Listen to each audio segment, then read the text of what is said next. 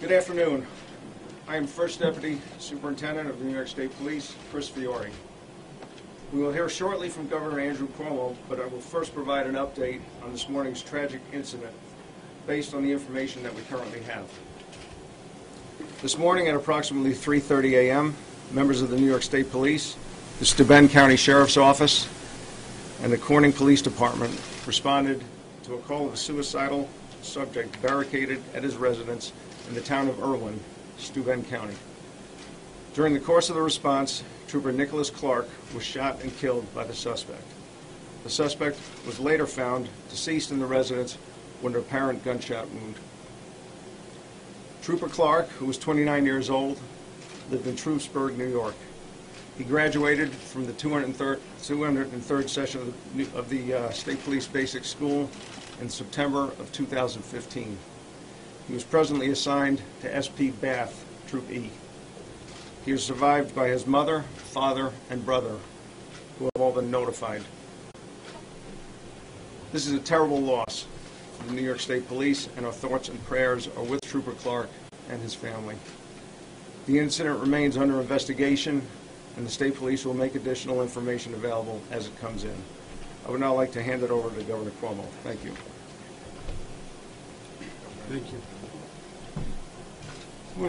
I want to thank the First Deputy Superintendent, Chris Fiore, for his good work, Field Commander Stephen Smith, Richard Allen, who is the Troop Major for Troop E. Thank you, and we're sorry for your loss, and all the colleagues of Trooper Clark. Steuben County Sheriff Jim Allard, I want to thank him for his partnership with the state police, but especially for their help and assistance during this situation after Trooper Clark was hit with gunfire. A deputy sheriff put his own life in danger to pull Trooper Clark to a position of safety. To the Clark family, to his mother, his father, his brother, we hope you find peace in this senseless act of violence. You have a 29-year-old trooper, a stellar trooper with an extraordinary record, his whole life before him.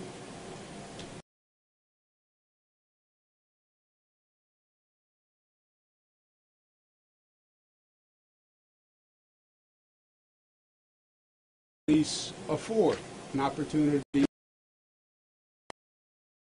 to help your community, to help other families. A situation like this makes no sense on any side.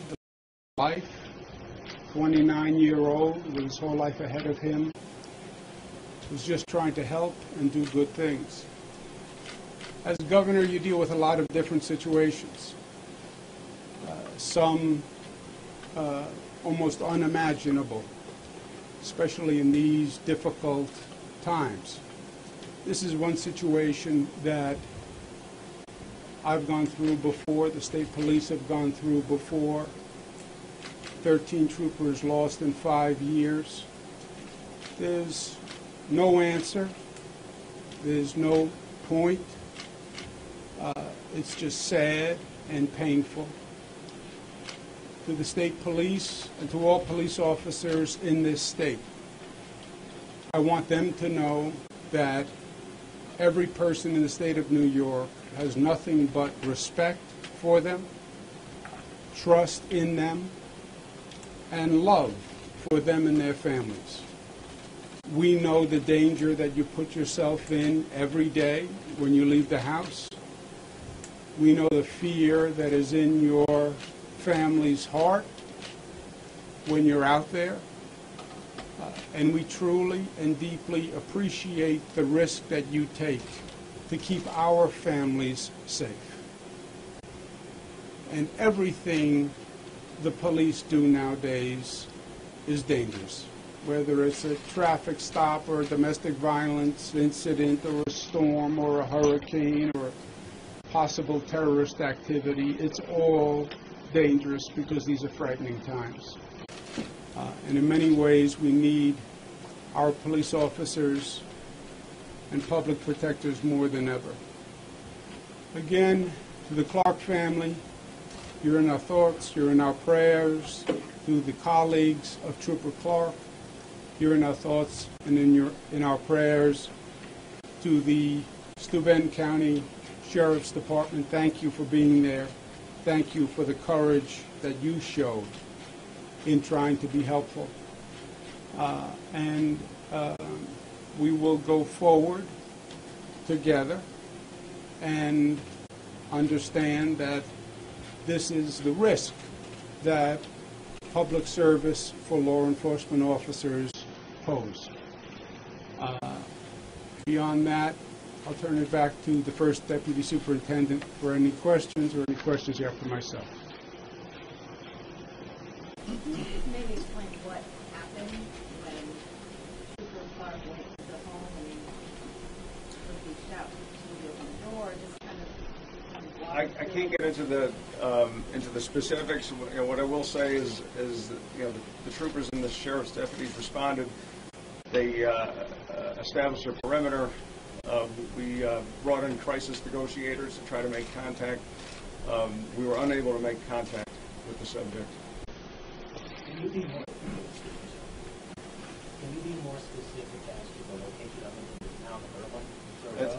It was on Welch Road. I believe it was 10041 Welch Road. what do we call Clark's house? 10041 Welch Road in the town of Irwin. Can you spell that? WELCH Road. Do we know anything about the suspect? Can you tell us anything about him? He was 43 years old. His name was Stephen Kiley. Can you spell that? Kiley. Was he employed by the community college? No, not. He was not. Who was Trooper Clark mentioned as the athletic prowess of the trooper? Had he attended training camp in the village or something like that? It's my understanding that he was a standout player in college, and he did try out for the Bills. And that's all I know on that. I just know he was an outstanding athlete in high school and college. What about the other person that was in the home? Was it an after call? Was that person? It wasn't. At this point, it was the initial 911 call came in from the subject's estranged wife, who reported that he had stated that he was thinking about committing suicide, and she thought he might be armed. Legal gun, illegal gun? At this point, we don't know that.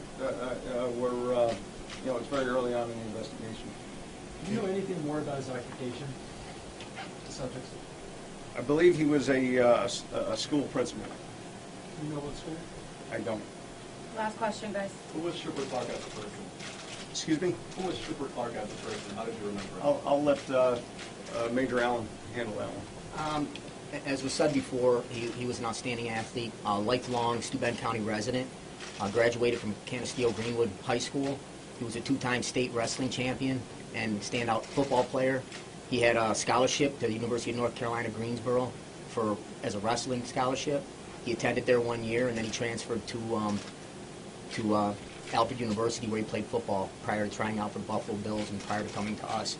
Like I said, he was a lifelong resident of Steuben County. He transferred back here to the Bath Barracks in August of 2017, where he was very proud to serve the citizens that he called friends and neighbors to try and get back to the community he grew up in.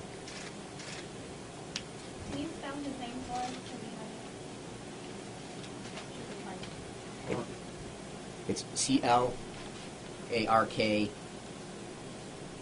Yeah. It's Nicholas, Nicholas Clark. Thanks, guys. Thank you.